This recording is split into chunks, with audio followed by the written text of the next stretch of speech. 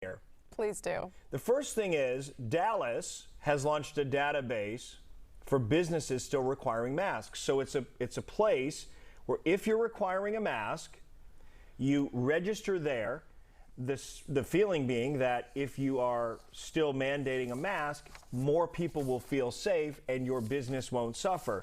The flip side of it is, well, is it a violation of our freedoms if we're told we have to wear a mask? That's the ongoing debate. But any confusion or chaos that might have been created by that debate has now kind of taken on a new life of its own because the governor says you don't have to wear a mask. Well, because before you knew if you were in Texas, that was just sort of the thing. Everybody just did it if they wanted to go into a public place.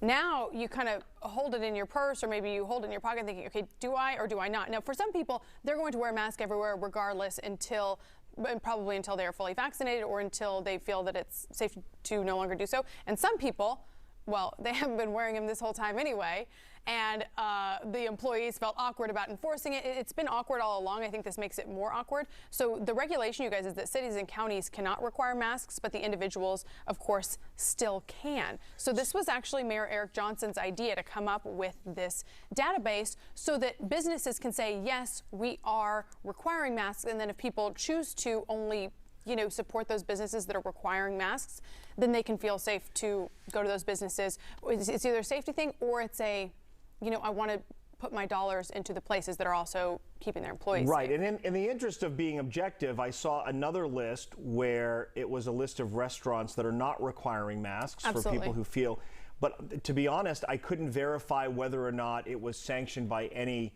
entity and whether it was legitimate. So search it out for yourself. There are other lists out there of places that are not requiring masks. But one place, Eatzi's, has made it very clear how they feel. That is owned by Phil Romano. He's an entrepreneur of really great recognition here in Dallas. America was founded on freedom of choice. Mask wearing is your choice. God bless America. So that prompted an outpouring on Facebook from people reacting to this. Mike Dilbeck, who's the director of development for the Turtle Creek Corral, very entrenched in our community. The Corral is, and the work that he does. He says, as many of you know, this is my home away from home. Not anymore. I've come to love some of the amazing people who work here, and I am most concerned for them. And I know from a conversation with two of them the other day that they are concerned as well, actually scared.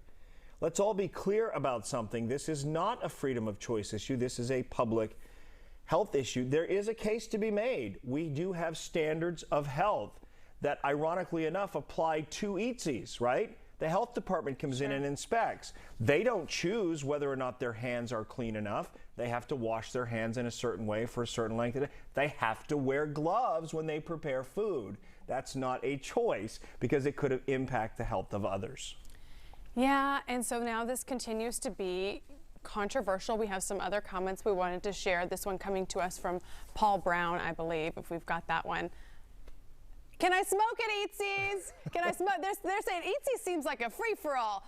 Paul Brown, I think the answer is still no, but I see where you're coming from. People are saying, He's saying there's a restriction that was put upon us because of science showing that secondhand smoke was unhealthy for others around you. Here's another one, another comment. Let's put this one out. Yeah, from David Barnes. He wrote from in David on this Barnes. as well. Boys' comments, here we go. As I communicated to corporate earlier today, their freedom ends where it potentially affects my personal health.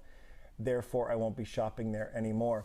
I don't know, Yolanda, we could take speed limit signs out of school zones because people know there's a school there and they know they should slow down. And let me tell you, that's why that ticket is, what was it, $200 at one time for a speeding ticket in the school zone to hold you accountable so you won't do it again, because nobody wants to. That's ouch, that hurts. I've had a few tickets and I learned my lesson. Right, when it hits you where it counts. Of course, I don't recall seeing anybody being fined for not wearing a mask, which speaks to Jenny's point that enforcing it all along. And yet there seemed to be, generally speaking, a larger percentage of people who abided by it, even if they didn't agree to it, because the governor said you had to do it. Now that he says you don't have to do it, yeah. I'm just making an observation. Where I stand on this politically is really nobody cares, right? But I'm witnessing what everyone else is witnessing. It's incredibly divisive. People who work in businesses like Eatzi's are concerned. People who shop there are concerned and won't spend their money there. I mean, do we need this? We're trying to get through this pandemic and get people vaccinated. it's only going to be a few more months to wear a mask. Yeah. Some people are, I mean, a lot of people are having mask burning parties, so they're very much. They say they're over it, which really stings for somebody who's lost a family member. For somebody to say they're over it, well, certainly we are all very much over this. But I would love